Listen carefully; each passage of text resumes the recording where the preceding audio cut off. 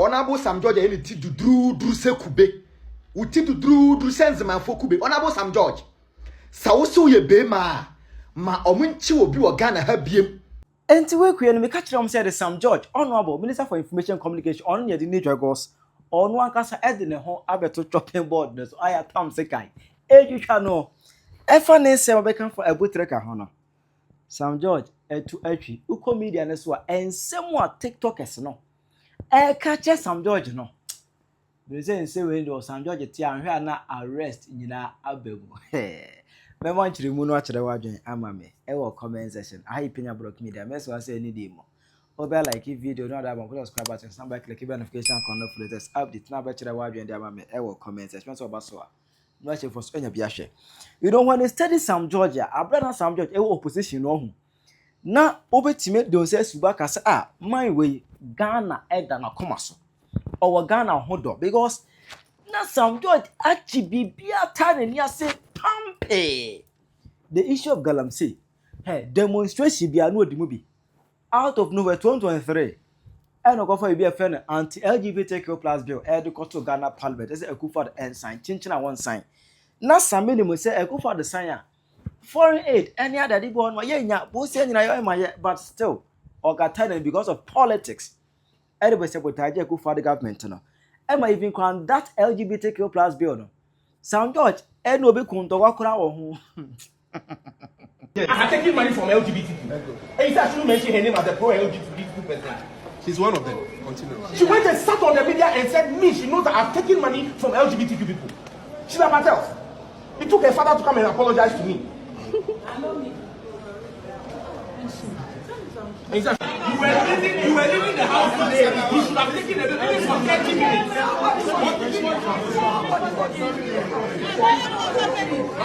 There is nothing we are saying that we can't say.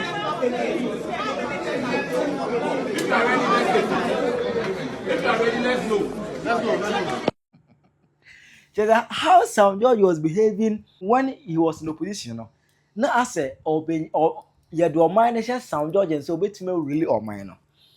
But Nyamianim Ukraine. Say Sam George be a Minister for Information. No, Sen NDC for nearby. Then Sam George, he will just make noise without action. Sam George will just make noise without resource. Noise, we are just noise maker. He was just making noise in opposition. Sam George was just a noise maker. Now as it stands today, so when you to form Telecel Ghana, the moment you be dumulite, you dumulite ya no more networks what take off for me. Say, oh, ECG, a collaboration. They mean can once. From 1st July 2025, that 400 series data bundle package in buy me to be good me enter to go chip so a best network ethical ye me chrome hanamo enter to go ni me be bundle 4 million I catch chip ne so me network envenue so Sam George can once as information minister we ni ama honomo data bundle board den MTN 4 million there as YouTube as a content creator like me. Me top 4 million there now 400 is now. In can't 2 weeks nasa. In can't 2 weeks 4 million. In can't 2 weeks nasa. Sam George hen can once. Anna Abu Trica ye chair no. Anna Sam George abeji adwuma aboso. Anna wo ye adwuma no. NACOC, CID, NIB, IOCO, Cyber Security Authority. These national security agencies, you come home, Ekochi Abu Trica no. Omukra ayedi, but Sam George as information communication. That's all. No, na beje jine mutu try. Waji me Omukra mko be ki arrest no. Oma yedi nyi hu animonyam. But Sam George as information communication minister, I say, no corners will orchestrate the arrest of Abu Trica. Waja tereni aze. Kasa hu bebre on the internet. Na no. And as a media neswa any TikTokers no. Omni Sam George abe clash. There's a whole TikToker 8 me catch state minister, cabinet minister say Nitise Kube. There's a mkurani mu ade. Honorable Sam George any ti dudru se Kube. Uti dudru sense man for Kube. Honorable Sam George. Sa woso ye be ma ma omunchi obi wo Ghana ha biem abrak no foriata emma Ghana Honorable Sam George sa wusu ye be ma pan kwasasem we ya America for kachire no Honorable Sam George sa wusu ye be ma omunchi obi wo Ghana ha biem abrak no foriata e mo fa no foriata ma Ghana ha me kama Jimmy Class 2028 me de men sabe ko gina ho ato aba ma MPP NDC I am telling you facts NDC ni MPP no mu nyina krono ana mo bo because NDC for ba ban mu no mu share boss say mu ba omo mo wie Ghana sika machi o magum you are coming to telling us say kinoforiata tima for lawyers amuntimi fa kinoforiata magana na wo begira ho ye otiri uti duru se kube e be ka say ye say akanipa 2 3 Honorable Sam George sa wo so ye killer ana so so ye be ma wo de mo nchi obi e wo Ghana ha biem Momunchi obi wo Ghana ha biem na enhwe djuma ye de bedi wo ka se ya jimi ho Sam George wo ka se ya jimi kinoforiata tia brotima mo for lawyers e bo no ho ban for we Ghana $8 million and the brotima mo afa lawyers e bo no ho ban you are coming to telling us say ye de ye ne ya jimi enim nyansa nto mo de ba na yi na ma so mo fa no ko ye hwe sinema data ne board din yentimi nto oto bando na asan wo fa nye hwe eno na hwe na ye hu bibi enye de wo gyina okeka na adwuma na wo ye no data ne board ye hu bibi fa ho oto data na asan na wo so ye bibi fa ho enye de wo ye no Yabra Sam George de megidi se by now ye papa Mahama enu ne ho so appointed as communication minister because utie interview awakoye fa Abu Trica case ne ho a na utime hu se MPP tutu omo ne ma yie kakra bia Sam George nko anti NDC be ko position enkrofo TV so ye fasika bagi sika communication minister o hwe wo mo hwe sa TV stations ni nyina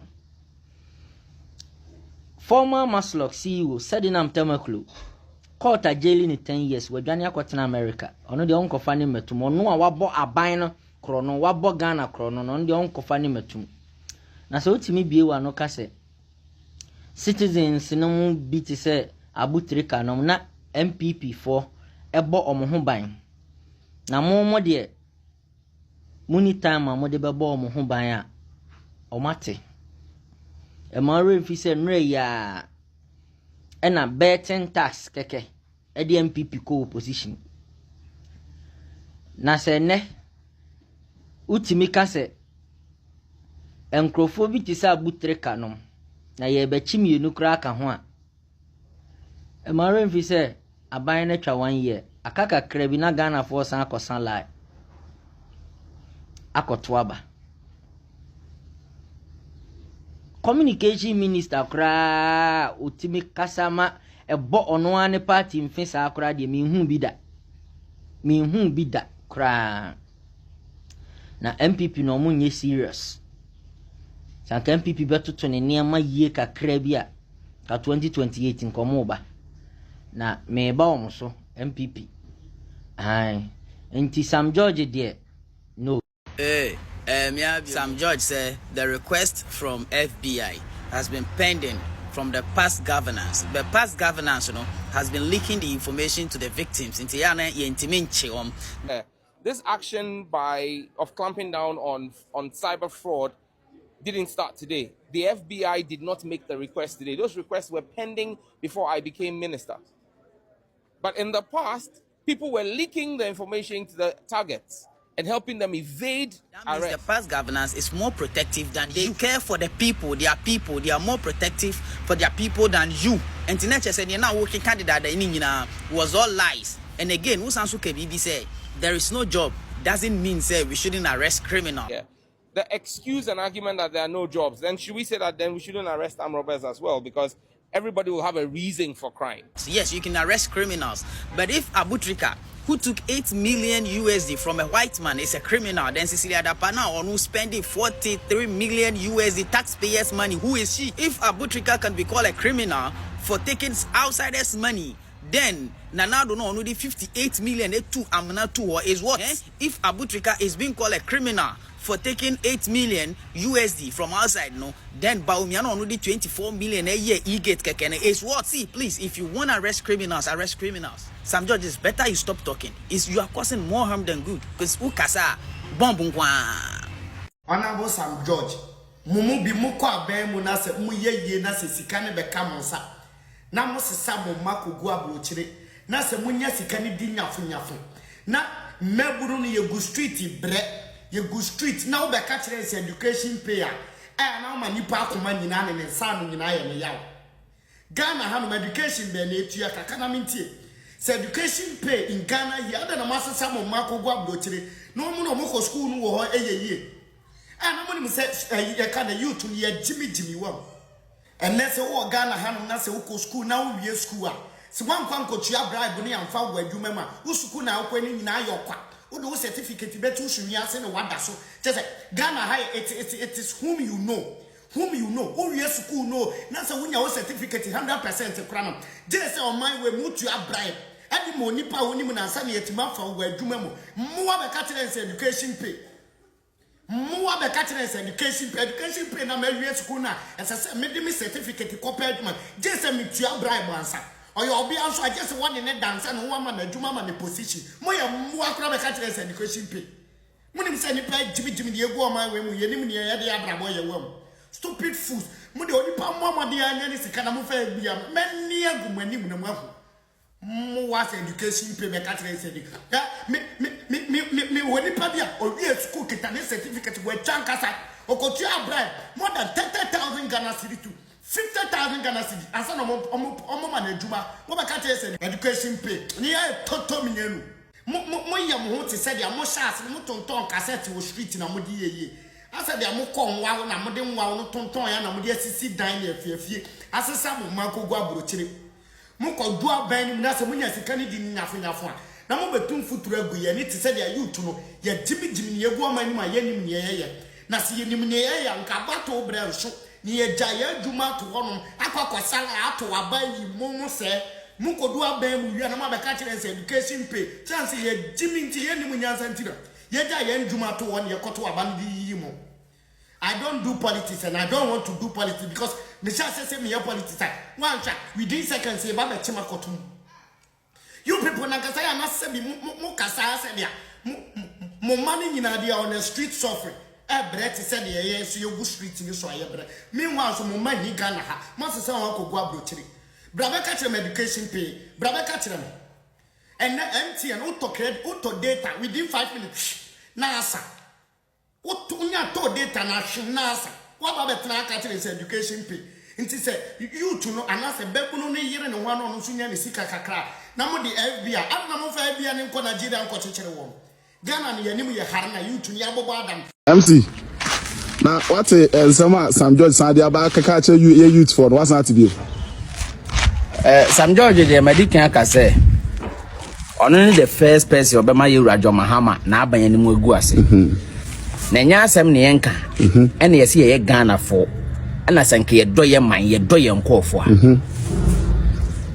obi ni free US yeah baba ba che Abu Trica Ghana ni this year ode ne ko yeah wani age o say ye ode yeah yemfa no nto said nam tamakulu former Maslok CEO yeah wa Ghana krono Ghana ha court of competent jurisdiction yes a convict no 10 years yes or US that's America is here I don't know ma yemfa ne ma I don't know America ma penny answer yemfa ne ma no me o de o si yemfa ne nko okay ade eso obusa ahone say Abu Trica otena kromo ano what is say the phone atana so aye say ma me new landing debi minti bida what is say Abu Trica wakoji sika wa aban minti bida what is wakoba aban kro am minti bida what is wakoji John Mahama minti bida but aye office e meche no na uni ba hosam kwa o Sam George o ye communication minister and ko 40 TV so se first cabbage scan eno no ye first cabbage scan na emfa ho enkofo efa phone no mo de afre e na ho ne azan ne azom sika mobile money fraud eno sa nkofo hu o na mom FBI for de hu yes NDC for nye serious me medican no me hu say youth na mo pay youth na sem say youth no they were NDC pay youth asem NDC for that youth for the one and a youth for the one be GNDC na afi no mahunu the true colors of NDC yeah like I feel no man say John Mahama no on sisayo. Yeah, dada no John Mahama ye nimu na nkanya asem ne nka o man ya ye tima ye ho kire ye wetimi anya sika sen 292 million Edekotopa 293 million Edekotopa da beti o man ya ye ho kire ye wetimi apompe $10 billion just to stabilize city. $10 billion na no ye be na only ye we kufu adoko IMF ekwaji just 3 billion Edebe $10 billion just to stabilize city. That's no what. Honorable Sam George, I just want you to know that this energy that you are using to arrest all these young boys on the street in Accra, we would like you to use the same energy to arrest these corrupt politicians in Ghana. We want you and your team to put up the same teams that you put it up together, that you are arresting these young boys on the street in Accra, to do the same thing to arrest the politicians, because they are also killing us. You know, at least these boys that you are arresting, they are not stealing from Ghana, they are stealing from overseas. You know, I'm not condoning people doing bad things like that, but how about the politicians that are in Ghana that are stealing from their own people? Please, you and your team need to do something ASAP and make sure you put the same teams that you've been putting together to arrest these boys, to put the same team to arrest the corrupt politicians we have in Ghana. Sam George for Ghana ye last una scambo. Senye scam actually me duma ben potina boys ni betimi aya toka esifi aye nyaman kese. Ebie companies chemi duma potina mu ebie. Mu anso economy amude mai. Economy akoye duma bakra na osika na ahye. Ade ya mamu mayen kasa o samu bie adwuma ya mamu nya sa mechiwe o samu bie adwuma enna mbetimi ankasa munim se mo bie adwuma ma youth ba mu bie adwuma ma youth bia ba eyam se eyam de se mu chi ananse mu yesa niam na mamin kan jam sa de na mu ye nde mbeja you sa present kumnya life na wo muso mu nkom bese mu diska na ye youth na ma ye diska no bi ana gas ngase na mu tinam mu ka se yesu ye pese ye betinam bi ana pese ye nkwan nanti fom na mu ntina kam enam sa mu mabo nkokra nti sa mu nkwa mu ntina kas mu enti ye nam fom sa sa sem no mu njai kakra ukọ abrochire na mu di omachi ukọ abrochire youth no mu kita kas me bi sam Chile wajo mame ewo comment section hi Penyah Rock Media aga. We wish you a Merry Christmas. We wish you a Merry Christmas. We wish you a Merry Christmas and a Happy New Year. Merry Christmas!